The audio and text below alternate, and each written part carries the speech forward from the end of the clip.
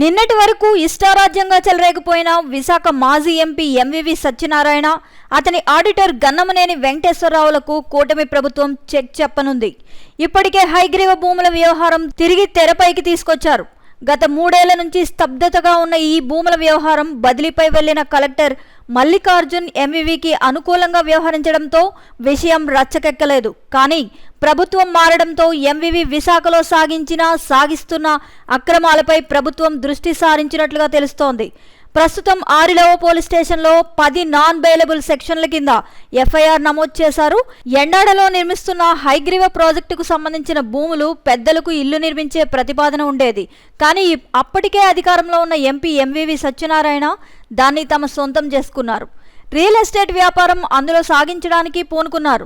అందుకు అవసరమైన కట్టడాలను నిర్మించడం ప్రారంభించారు. అయితే రాష్ట్రంలో అధికారంలో వైసీపీ ప్రభుత్వం ఉండడం, ఎంవివి సత్యనారాయణ వైసీపీ ఎంపీగా విశాఖలో ఉండడం, ఇవన్నీ ఆయన రియల్ ఎస్టేట్ వ్యాపారానికి బాగా కలిసి వచ్చాయి. దీంతో కలెక్టర్ మల్లికార్జున్ కూడా ఎంవివికి అనుకూలంగానే వ్యవహరించేవారు. ఆయన బదిలీ కావడంతో ఒక్కసారిగా హైగ్రీవ ప్రాజెక్టులో లొసుగులన్నీ బయటికి వస్తున్నాయి. దీనికి సంబంధించిన ఫిర్యాదులు పోలీస్ స్టేషన్లో కేసులు నమోదు కావడంతో పోలీసులు ఎఫ్ఐఆర్ నమోదు చేశారు. తనను అరెస్ట్ చేస్తారని భయంతో ఎంవివి సత్యనారాయణ, అతని ఆడిటర్ గన్నమనేని వెంకటేశ్వరరావు హైకోర్టులో స్క్వాష్ పిటిషన్ వేశారు.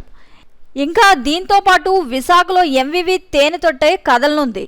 జనసేన అధినేత పవన్ కళ్యాణ్ ఎన్నికల ముందు ప్రచారానికి విశాఖపట్నం వచ్చినప్పుడు కూడా సిరిపురం దగ్గర ఉన్న చర్చి స్థలంలో ఈయన పెద్ద ఎత్తున అపార్ట్మెంట్ల నిర్మాణం చేపట్టిన సంగతి తెలిసిందే.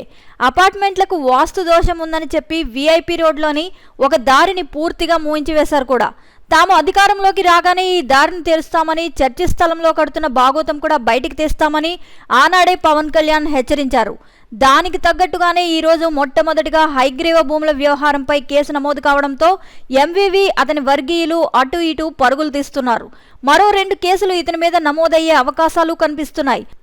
అటు మధురవాడ, ఇటు 2 టౌన్ పరిధిలో ఈ కేసులు నమోదయ్యే అవకాశాలు ఉన్నట్లుగా తెలుస్తోంది. కూటమి ప్రభుత్వం అధికారంలోకి రావడంతో ఎంపీ ఎంవివి సత్యనారాయణ, అతని ఆడిటర్ జీవి ఇద్దరికీ మూడినట్లే. ఇవన్నీ ముందుగానే ఊహించిన ఎంవివి సత్యనారాయణ బీజేపీలో చేరడానికి అనకాపల్లి ఎంపీ సీఎం రమేష్ను కూడా కలిశారు. కానీ సీఎం రమేష్ అప్పటికే వీరి డేటా తన దగ్గర పెట్టుకోవడంతో తర్వాత చూద్దాంలే అని ఒకే సామాజిక వర్గానికి చెందిన వ్యక్తి అయినా అతని ప్రతిపాదనను దాటవేశారు. ఇటు తెలుగుదేశం అయినా అటు బీజేపీలో అయినా చేరేందుకు మాత్రం ఎంవివి సత్యనారాయణ, అతని వర్గీయులు విశ్వ ప్రయత్నం చేస్తున్నారు. మరి వీరి ప్రయత్నాలు ఫలిస్తాయా లేదా కేసుల సుడిలో వీళ్ళు చిక్కుకుపోతున్నారన్నది వేచి చూడాల్సిందే. మరిన్ని సంచలన వార్తల కోసం వీక్షిస్తూనే ఉండండి మా VST news. Please subscribe our channel VST news.